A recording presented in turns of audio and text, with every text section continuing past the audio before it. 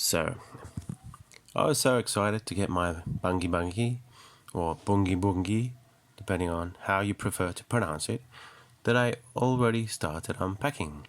Sorry about that. We ordered the 20-inch bike with a 3-speed Nexus gear and passion fruit copper orange, with a mudguard and stand, and the plastic pedals. The aluminium pedals were out of stock at time of order, but I think I'll be satisfied with the plastic pedals anyway. It unpacks wrapped in foam and plastic, with a fork spacer to prevent damage. It includes a box full of optional goodies and extra wrapped up mudguard supports. It all looks like it was well packaged. TNT delivered the bike on time without damage. Okay. I freed it from most of the packaging here, so you can see the wheel, the front wheel that is, and I'd ordered the mudguard and the stand.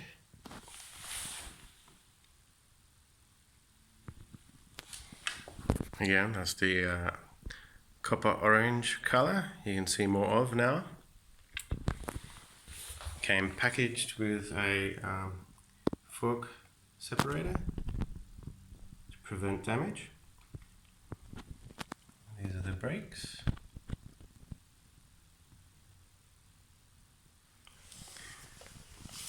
Comes with a gate power grip belt installed.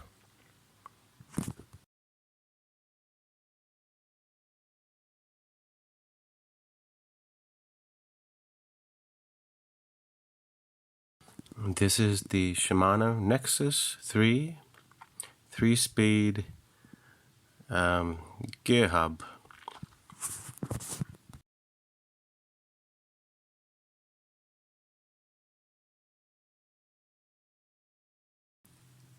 The reason I'm doing this review is, well, during my own research for a new bike for my son, I really had only 3 main criteria. 1, it should be a light aluminium frame, not a heavy steel frame like some other kids' bikes out there.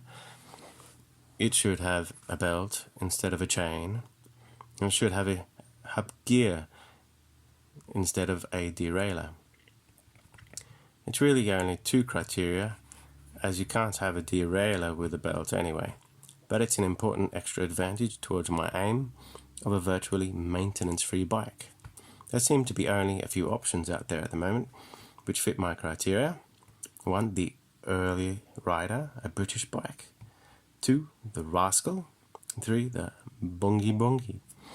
I had initially intended on simply getting an Early Rider. It is a fairly well-known brand. Its resale value seemed to be high, and it looks pretty good.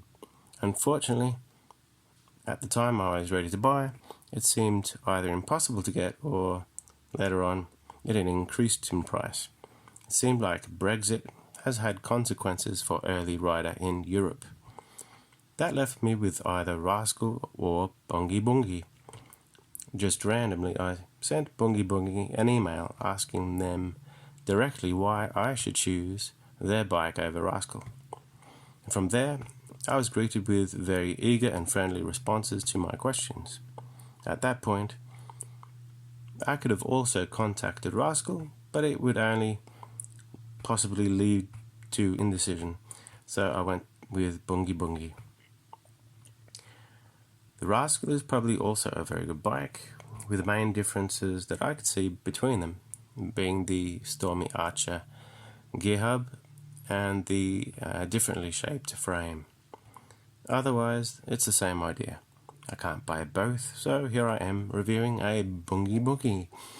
And I have to say, from an initial and superficial perspective, I like what I see. The bike itself seems relatively easy to assemble. It just requires a few Allen keys. I'll list the sizes in the description. A screwdriver and a spanner. And the box. Inside the box are the pedals, included pedals, I chose the plastic ones. I had no choice at the time. And there are some reflectors and some pieces to a game. Now, the game, you look at the instruction manual and you'll see that game board there. I haven't actually played yet, but I guess maybe the kids like it. So, I've had to move rooms because my son is coming home. Just thought I'd mention, I thought there's some screws missing for the mudguards here. But it turns out I'd somehow threw them back into the box with all the rubbish. Be careful so you don't make the same mistake. Not quite sure where they were as they arrived. So anyway, I'm a bit further on. The front wheel is basically on, the mudguard is on, except for those screws there. As you probably noticed, the rear mudguard was already attached, installed. It's time to do the pedals. By the way, regarding tools, you'll need a 5, 4 and 2.5 millimeter Allen key, as well as 8 millimeter spanner and a screwdriver. The screwdriver is for the provided reflectors. The little 2.5 millimeter Allen key is for adjusting the brakes. In the case the V-brakes don't clamp evenly, you need to use the Allen key to adjust that so that's fixed. I actually didn't know how to do this before assembling the bike, and I can point you to the YouTube video that helped me. So the bike is together. It was pretty easy.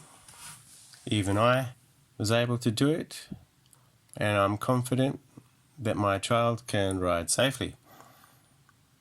I think it also looks good. I won't try it out myself though, because it is only really meant to hold the weight of children. And the seat pole itself is apparently